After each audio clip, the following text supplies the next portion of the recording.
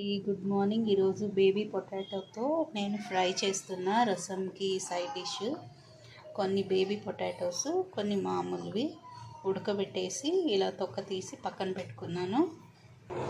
1 spoon ధనియా, ఒక చిన్న ముక్క ఎండు కొబ్బరి, 2 లవంగా చెక్క, కొద్దిగా బెల్లము, ఉప్పు, అల్లం వెల్లుల్లి, ఒక సగం స్పూన్ అంత కారం. ఈ పొటాటోస్కి కావలసిన మసాలా అన్నమాట. వీటిని ఇప్పుడు ఫ్రై చేసుకోవాలి నూనెలో. ఒక 2 స్పూన్లంతా ఆయిల్ వేసుకోవాలి.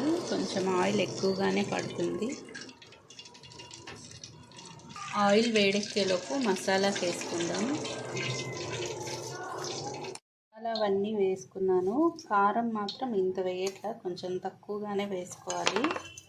మొత్తం పడిపోయింది, తీసేస్తా. కొద్దిగా చాలా కారంగా ఉంది. కొద్దిగా వాటర్ యాడ్ చేసుకొని మెత్తగా పేస్ట్ చేసుకోవాలి.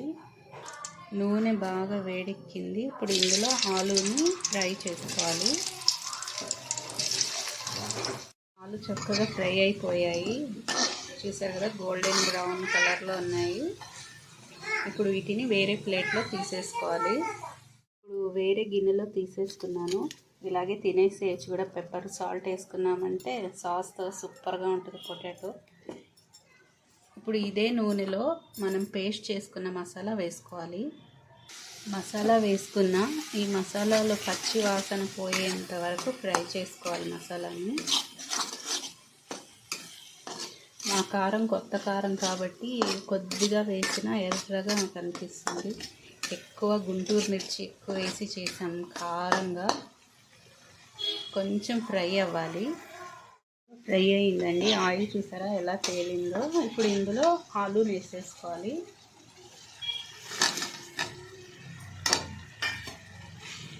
రసం చేశాను, రసము అన్నము దానికి సైడ్ డిష్ అన్నమాట. ఆలూలో చాలా వెరైటీస్ చేస్తాం మా ఇంట్లో. ఇంకోసారి మీకు చిప్స్ చూపిస్తా, క్రిస్పీగా చాలా బాగుంటాయి. ఒక వారం పెట్టినా ఏమీ అవ్వవన్నమాట. అలా ఉంటుంది చిప్స్. మొన్న చేసాను, చాలా బాగుంది. ఇది కొంచెం ఫ్రై అవ్వాలి. కొద్దిగా ఆయిల్ పైకి తేలాలన్నమాట. ఇప్పుడే మనం ఉప్పు చూసుకోవాలి. తక్కువ ఉంటే ఇప్పుడే యాడ్ చేసేసుకోవాలి. ఇది రైస్లో తినొచ్చు కలుపుకుని, అలాగే సైడ్ డిష్గా కూడా బాగుంటుంది. ఉడకబెట్టేసి ఫ్రై చేసాం కాబట్టి లోపల సాఫ్ట్గా, పైన క్రంచీగా చాలా టేస్ట్గా ఉంటుంది. ఈ ఫ్రై మాత్రము ట్రై చేసుకోండి ఒకసారి, చాలా బాగుంటుంది. బేబీ పొటాటోసే కాదు, మామూలు ఆలూతో కూడా చేసుకోవచ్చు, బాగుంటుంది. ఇంకొంచెం ఫ్రై అవ్వాలి. కొద్దిగా ఉప్పు తక్కువ అనిపిస్తే ఉప్పు వేసుకున్నాను. ఇప్పుడు ఇది రెడీ అయిపోయింది. మసాలా స్మెల్ చాలా బాగుంది, పచ్చివాసన అంతా పోయింది. కొత్తిమీర వేసేసి కలిపేసుకోవాలి. రెడీ అయిపోయిందండి ఆలు ఫ్రై. చాలా బాగుంటుంది.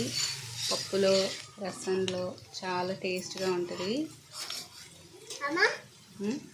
మమ్మ తింటియమ్మా, తినుస్లా. పిల్లలకి కొంచెం అన్నంలో నెయ్యి వేసేసి ఇది కలిపి పెడితే చక్కగా తినేస్తారు. చాలా టేస్ట్గా ఉంటుంది. చూసారు కదా, నేను చేసిన ఈ రెసిపీ మీకు నచ్చితే నా ఛానల్ మర్చిపోకుండా సబ్స్క్రైబ్ చేసుకోండి. Thank you for watching.